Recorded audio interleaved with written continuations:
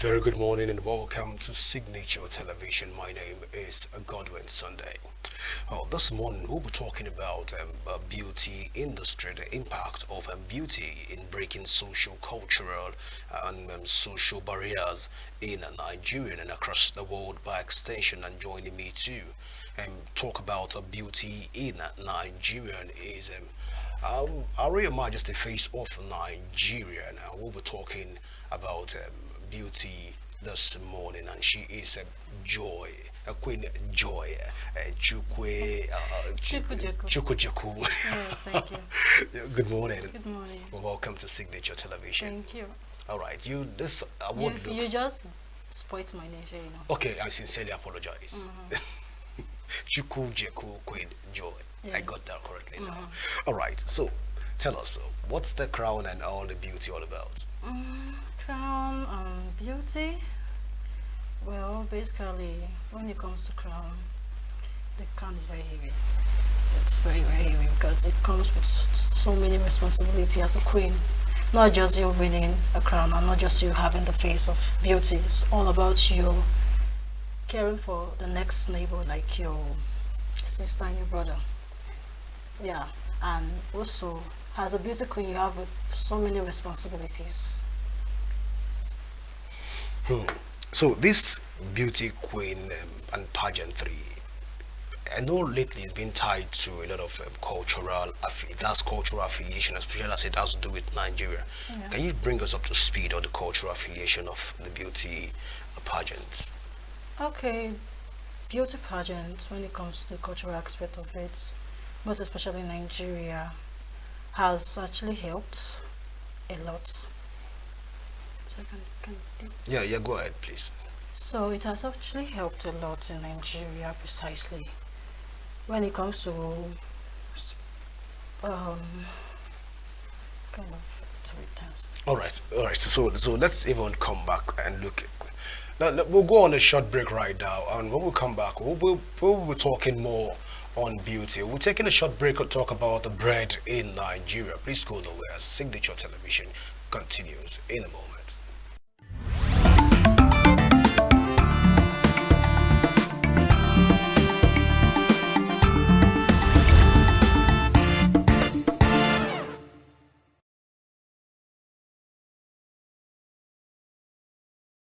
Personally, as much as I work here, the prices of product, the floor, the materials for production has increased.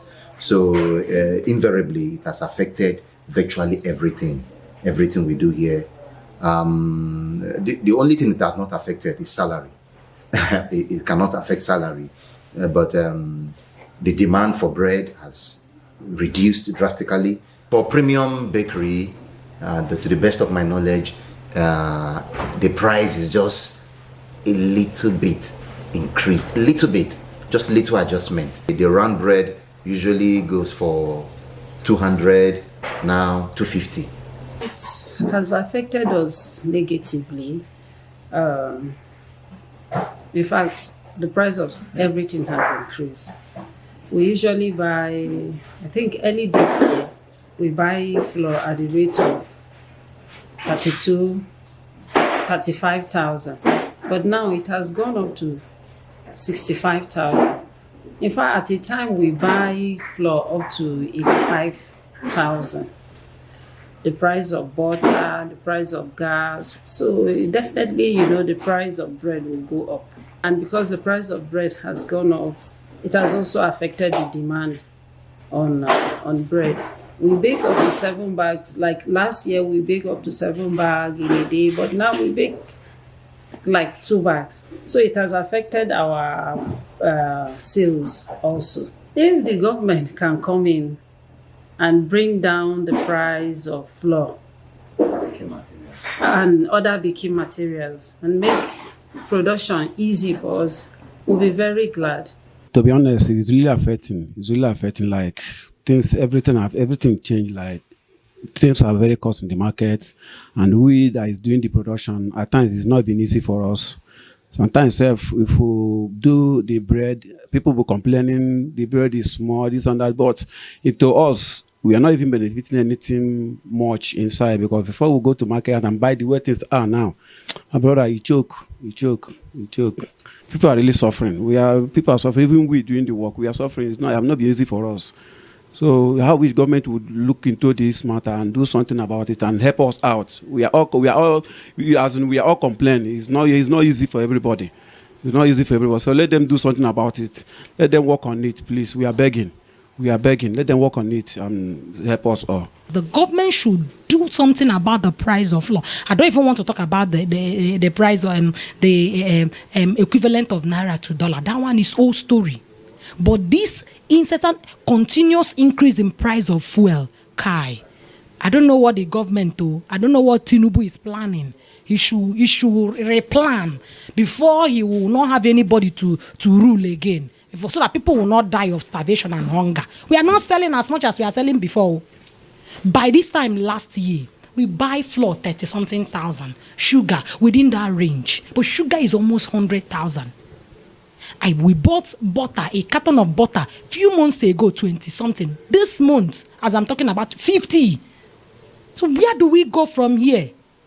I beg you, Tinubu and his ally, they should please have mercy on the masses before we go and meet our Creator before the time.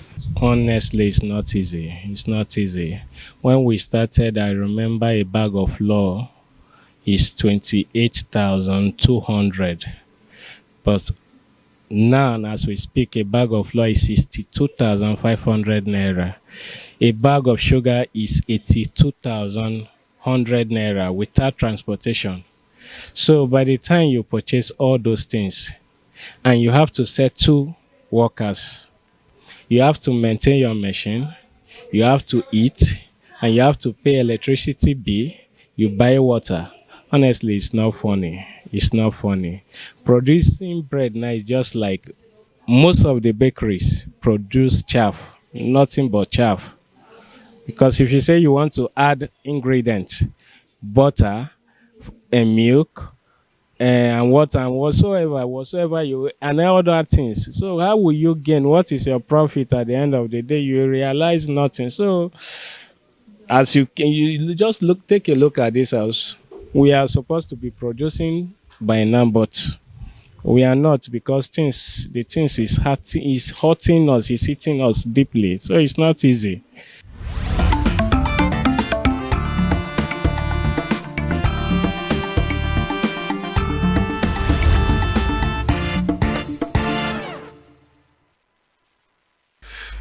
You're welcome back, and just in case you're just joining us, this is Signature Morning here on Signature Television. I am Godwin Sunday. So we're talking about beauty and also as it affects culture generally in Nigeria.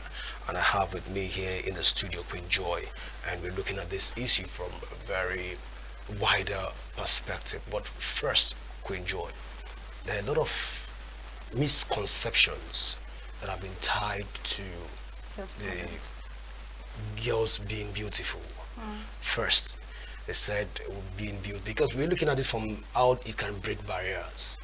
Being beautiful, not just at home, but then you can be beautiful even in out, and it can use as a frontier to change course. We saw that for I don't know your religion, but we saw that in people of the Christian proclivity. We saw that Queen Esther did that for our people, using her beauty to confront the king and what have you. But then there are a lot of misconceptions that are tied to beauty, being beautiful in Nigeria, especially in Africa. Now, has this in any way affected you as a person? Yes, actually, when I contested for Face of Nigeria, the first time I even contested for pageant, totally, I was discouraged because people were like, I'm not fit for it. And again, some of my friends were like, I should just finish school, get married to a rich man, stay in the kitchen. As I say, women are good for the kitchen and the other room. But I don't believe such, because I'm someone who dreams more and wants to achieve her goal. and I'm someone who wants to help other ladies and other young stars like boys and girls, help them build their career, let them not be in the dark parts but come to the lights, pursue your dream, believe in yourself.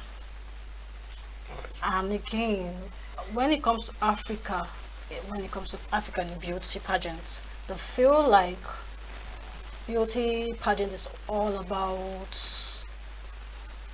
the face alone, and most people think girls are used for pimping, like used for, am I allowed to say this word? Prostitution. But no, beauty pageant has helped a lot of girls like me to get courage, to build ourselves, to be self-esteemed.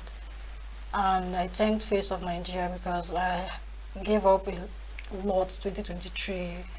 I didn't believe in myself, I didn't believe in my career. I was like, hi, let me just stay at home. There's no need of hustling because I'm not seeing the result of it. But there was something in my head that was keep on telling me, keep the faith, believe in God, you will achieve your goal. And luckily for me, 2024 I registered. The person who's supposed to sponsor me dropped. Then the voting came. I was hustling votes from Wuse Market. I went to Wuse Market, people, because my mom's shop is there. So I went around. They were tired of me. So the first voting came, second voting came. They were already tired. I mean, I was already exhausted because I was like, God, I'm not doing this thing. So my mom kept on advising me that I should believe, I should trust God. And I always go to Catholic church to pray. And I said, God, please, let your will be done.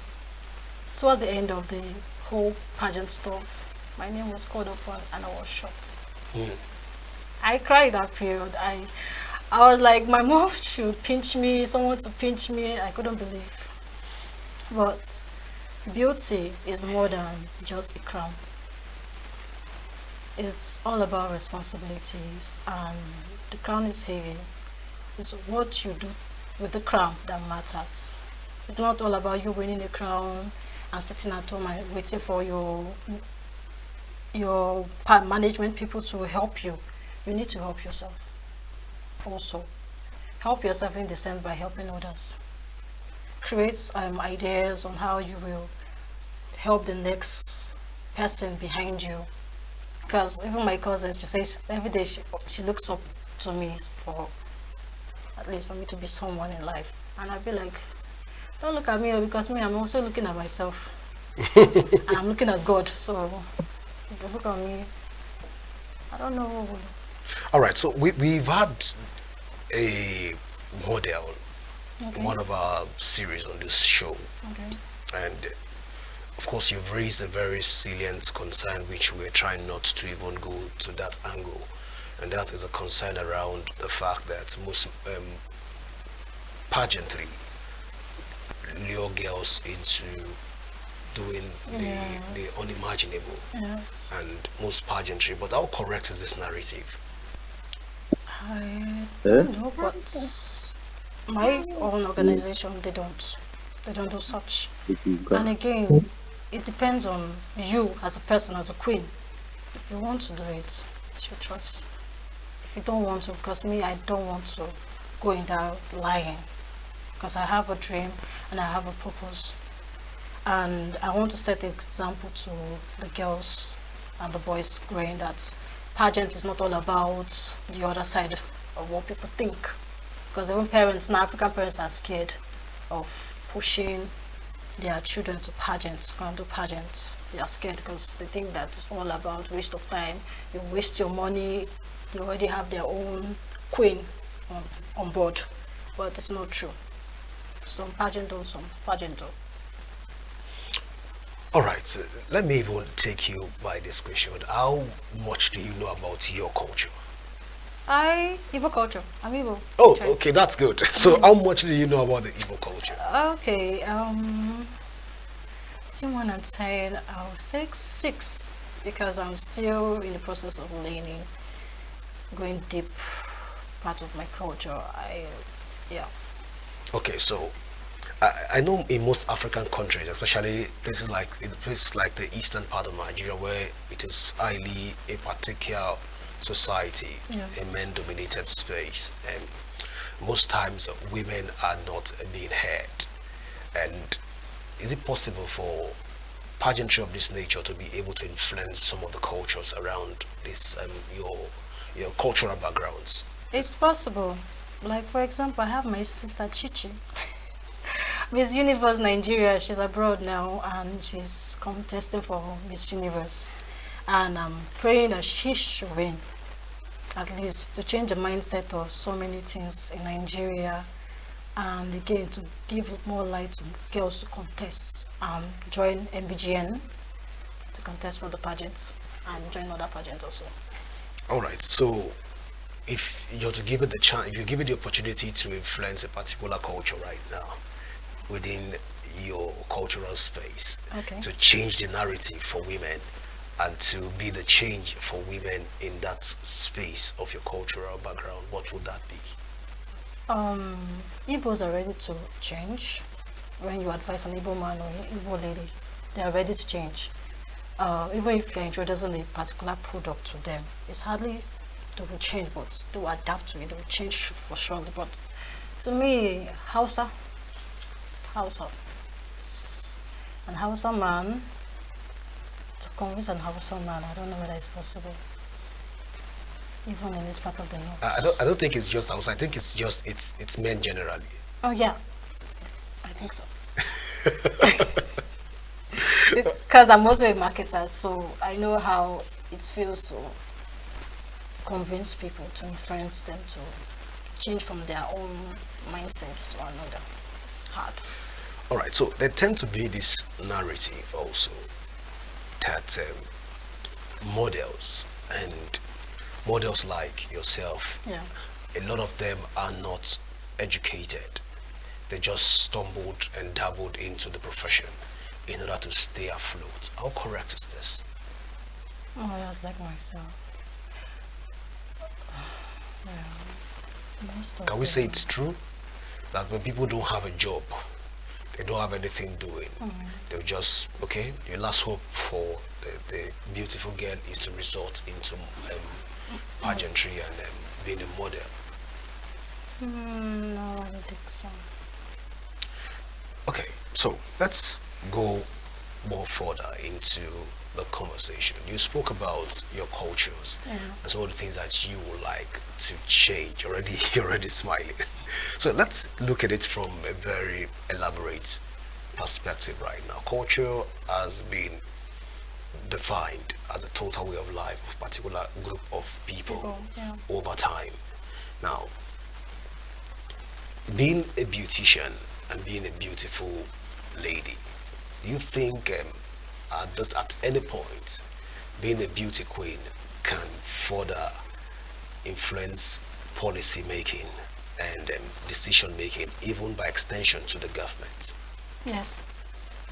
In what regards? Yes. And okay, yesterday night when I was using my internet to browse on things, I saw Miss Botswana, Miss Universe Botswana. They gave her a political position after her pageant. They gave her a political position. That's recent. So it gave me made me happy that at least she's 26 years old. Some will say maybe when she gets to her 30s or 40s or 50s, she can contest for such position. And luckily, she's 26 years old, given the political position where governments and all those are people, high top class people. I'm happy for her, but I think yes. Well, I want to say thank you so much, Queen, for coming on the show this Thank morning. you too. All right, this is how far we can go with Queen and the conversation around this. But we'll be going straight to have a conversation with Buka right now, who is on standby to talk to us about the power grid collapse in Nigeria. But we'll come back to Buka just immediately after this break. Please go nowhere as Signature Morning continues in a moment.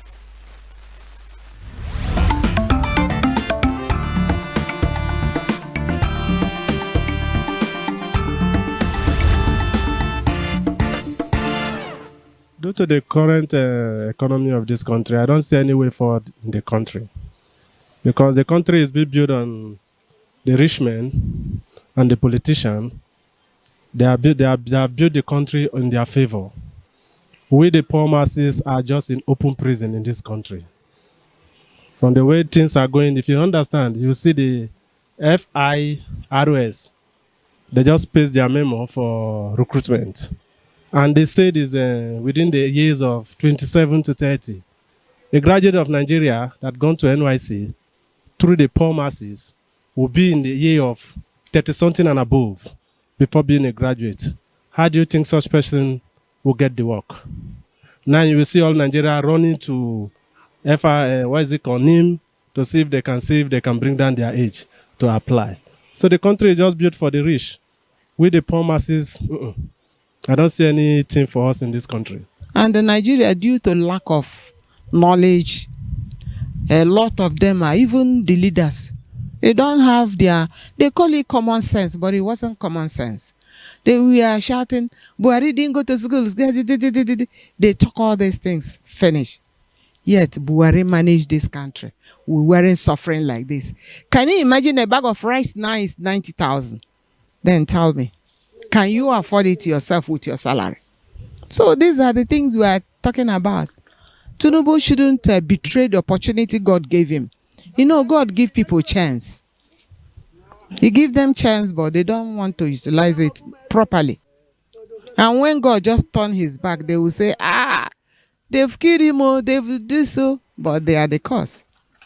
So, my dear, I don't like to really talk about this nation. It's embarrassing. Thank you so much. I did not see hardship, but I see Nigeria moving forward. But as for hardship, I did not see hardship. Because I remember that year when they said, I remember we buy a bag of rice, 1,500 naira, the other year, from 1,500 to 7,000. So it's now 15,000. The country is moving forward. Everything we are hoping Tinubu should continue within a while. Because not something that has spoiled for how many years. We don't expect him to repair it under 1 year or 2 years. So with that, things will be okay. Current economy in Nigeria is very, very bad.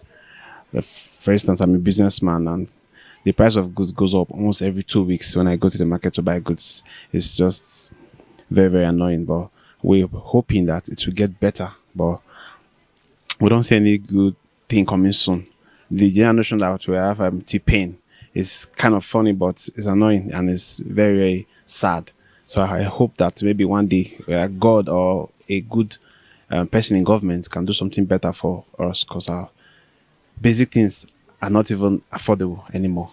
So I pray that in the future something better will come up, government will do better, and the people too will see a better way to live their life than we are now. Because going by this method, the country is going down.